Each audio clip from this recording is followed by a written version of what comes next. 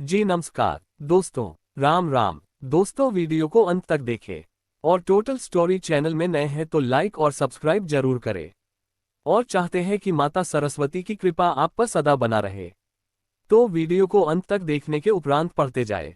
तो देर ना करते हुए चलते हैं वीडियो की ओर। दोस्तों, हम अक्सर अपने बड़े बुजुर्गों के मुंह से सुनते हैं कि हमें हमेशा शुभ और सकारात्मक बातें करनी चाहिए।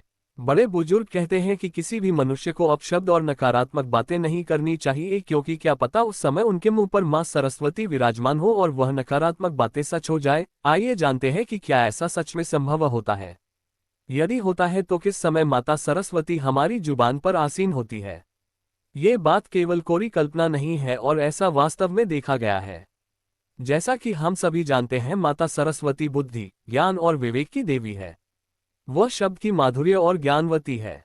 वीणा वादिनी सरस्वती ने ही सर्वप्रथम सृष्टि में स्वर भरे हैं। ऐसी मान्यता है कि माता सरस्वती से सर्वप्रथम स्वर की उत्पत्ति हुई और इसी वजह से संसार के सभी नदी, नालों और पक्षियों को आवाज मिली।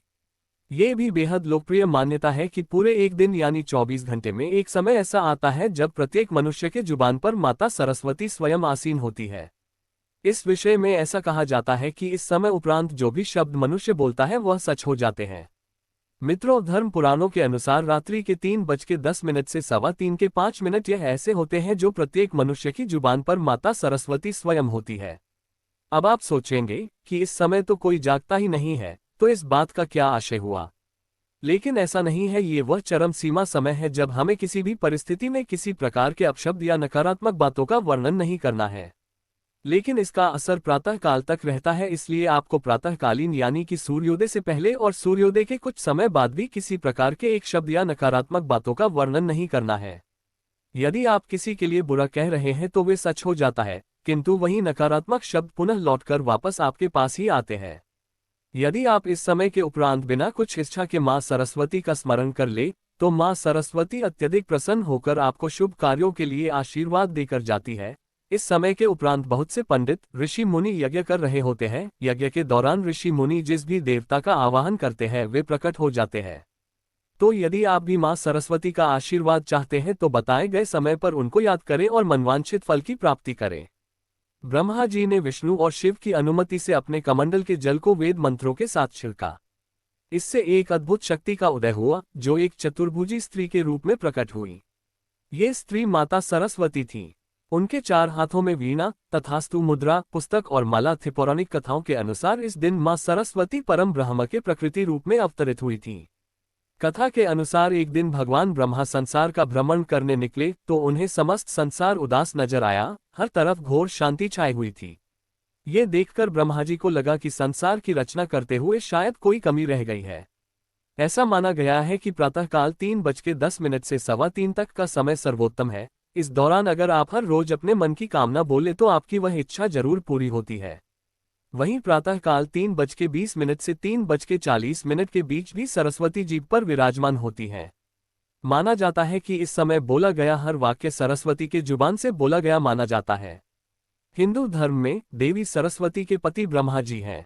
सरस्वती देवी को विद्या की देवी कहा जाता है। सरस्वती और ब्रह्मा जी से जुड़ी कुछ बातें।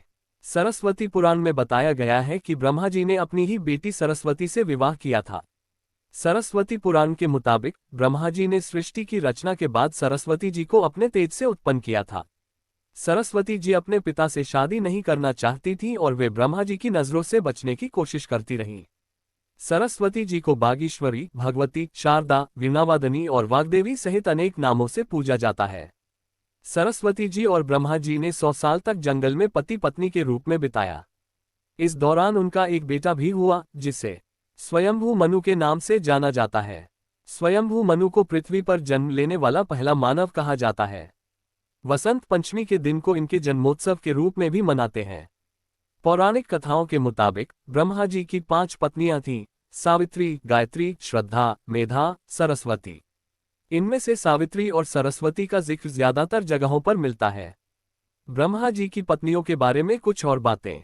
मान्यता है कि पुष्कर में यज्ञ के दौरान सावित्री के अनुपस्थित होने पर ब्रह्मा जी ने गायत्री से विवाह किया था।